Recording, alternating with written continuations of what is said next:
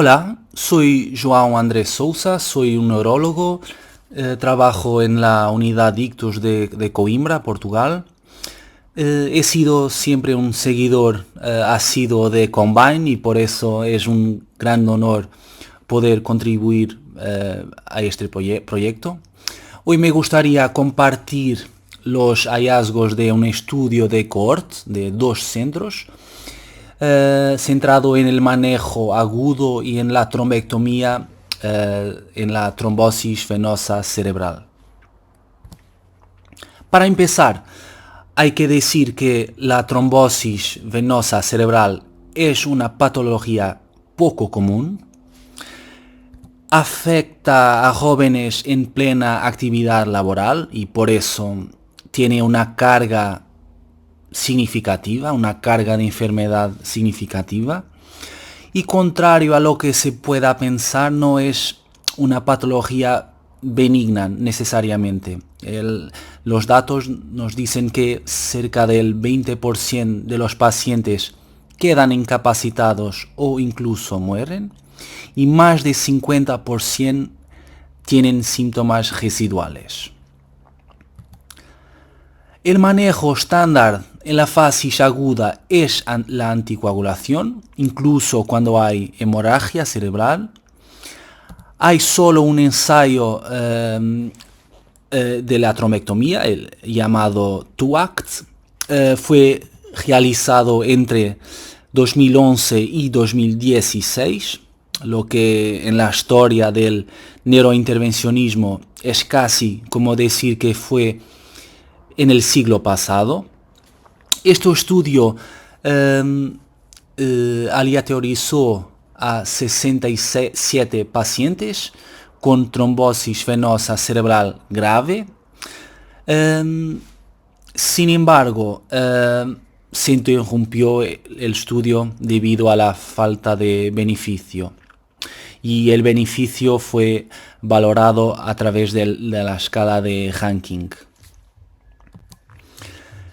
Las guías actuales y la más reciente es de 2024 de la Asociación Americana ponen la trombectomía como una opción de rescate cuando hay deterioro clínico o contraindicaciones a anticoagulación y no nos dicen qué técnica endovascular es más exitosa. Por eso los datos de vida real nos dicen que la trombectomía se realiza en menos de 2% de los pacientes.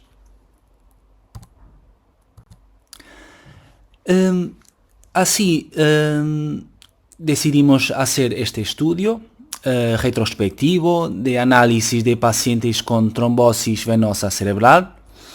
La decisión de hacer la trombectomía en los pacientes no siguió un protocolo predefinido. La recanalización fue valorada al final de la trombectomía en la arteriografía y el resultado clínico bueno lo consideramos como el retorno al ranking basal después de 3 meses. Incluimos 61 pacientes en nuestra cohort, el NIH mediano fue de 1, sin embargo, solo cerca de la mitad de los pacientes volvieron a su nivel basal de ranking a los 3 meses y la mortalidad fue de cerca de 5%. Comparando el grupo de trombectomía con 13 pacientes con el grupo de manejo estándar, vemos que en el grupo de trombectomía el NIH basal era superior y igual que la tasa de hemorragia en el TAC basal fue superior en el grupo de trombectomía.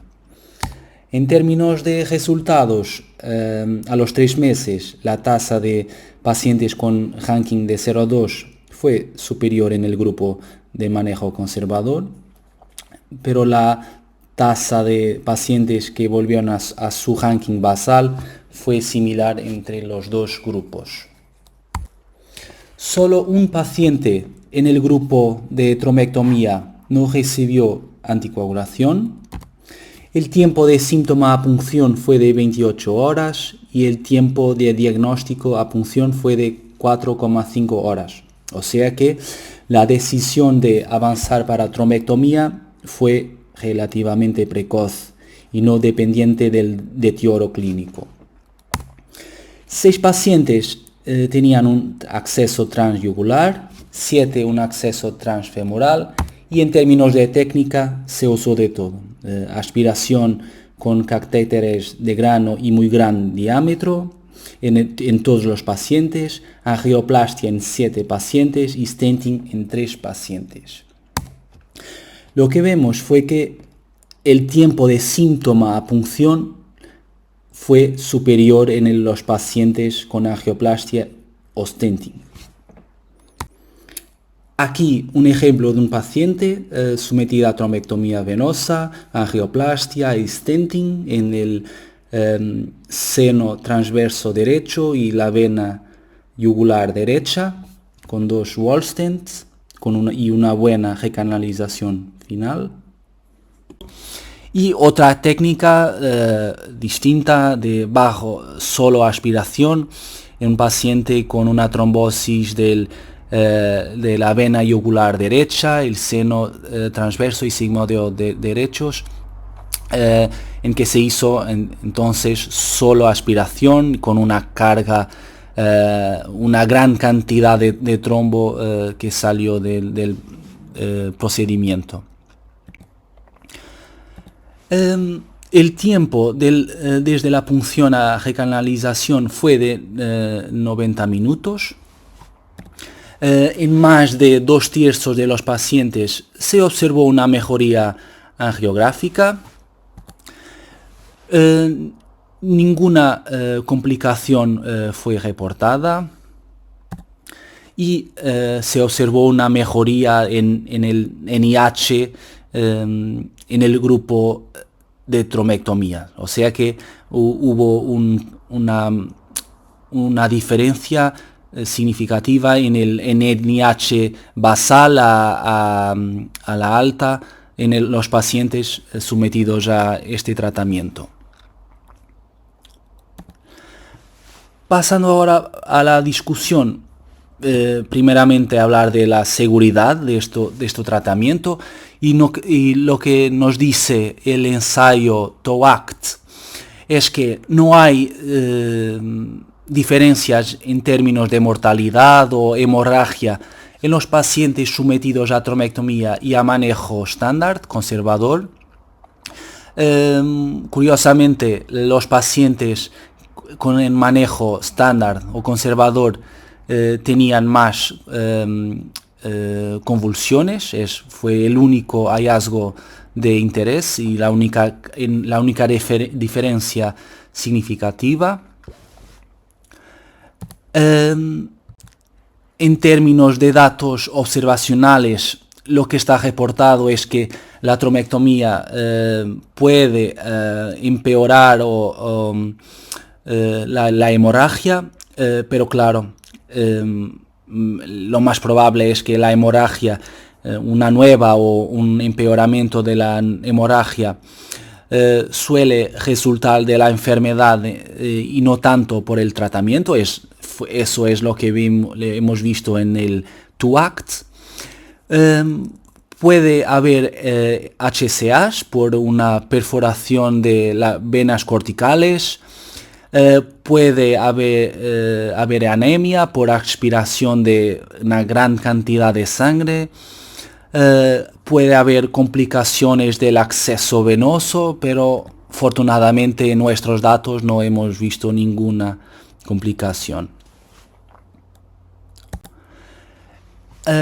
Acerca del timing de intervención y de la trombectomía, los datos multicéntricos o observacionales y de revisiones sistemáticas ponen los tiempos de síntoma a tratamiento con una mediana de 3 días.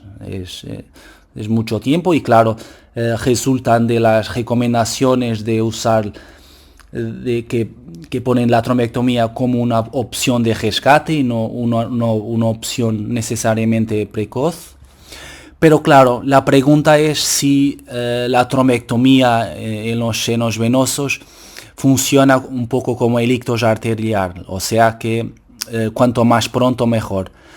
Al menos bajo un punto de vista de procedimiento, puede resultar más fácil hacer la trombectomía temprana porque el trombo es menos duro y menos adherente al seno venoso. Y por eso creemos que los pacientes en nuestra cohort sometidos a angioplastia y stenting tenían tiempos mayores, es decir que probablemente sale más difícil sacar el trombo más tarde, entonces cuando el tiempo es muy largo, quizás la mejor estrategia es intentar reconstruir los senos venosos. En términos de técnica, primeramente hay que decir que hay diferencias anatómicas en tamaño y en forma entre un seno venoso, que puede llegar a 10 milímetros de tamaño máximo, y una arteria, por ejemplo la cerebral media, que tiene un diámetro mediano de 3 milímetros. Y por eso, por esas diferencias, la verdad es que hay que intentar maximizar el abordaje y ir con todo para intentar obtener una recanalización de los senos venosos. En términos de recanalización, la primera pregunta es cómo medirla y cuál es el objetivo.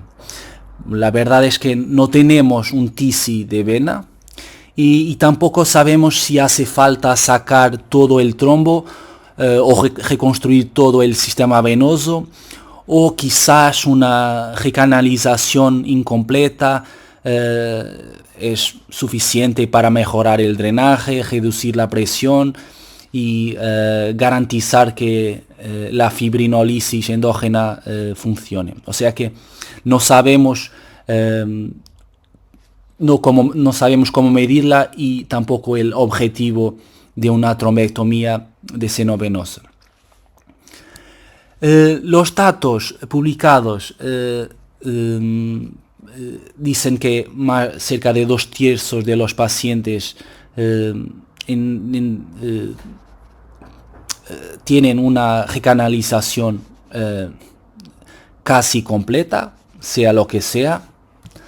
El ensayo TOACT no ha reportado la recanalización.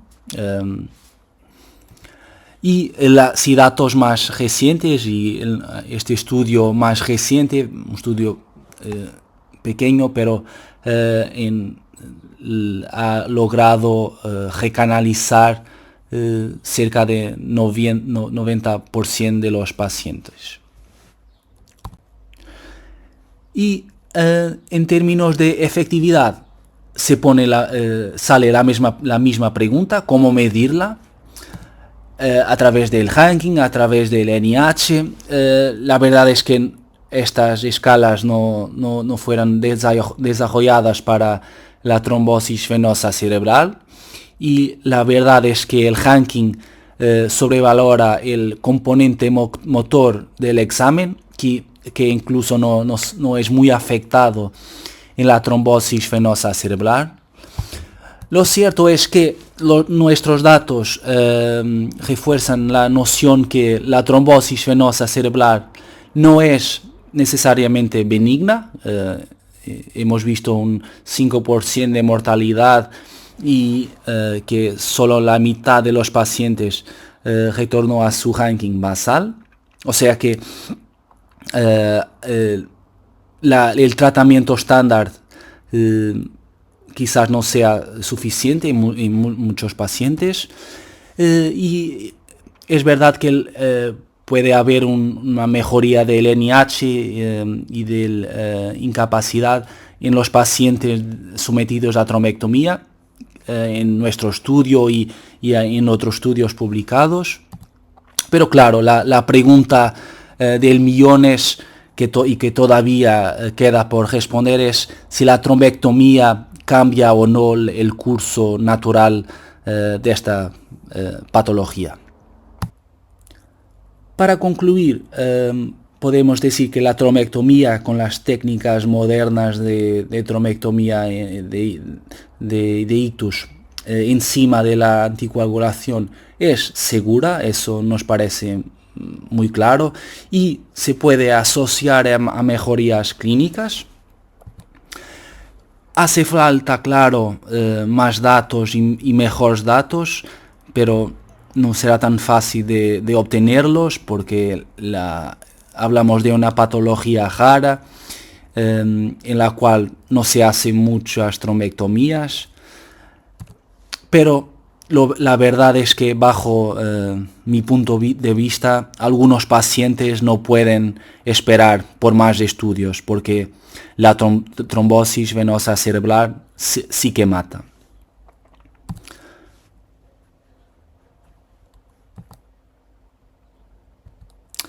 Muchas gracias, y para aquellos que están interesados y quieren saber más, pueden leer el artículo completo en el Journal Interventional Neuroradiology.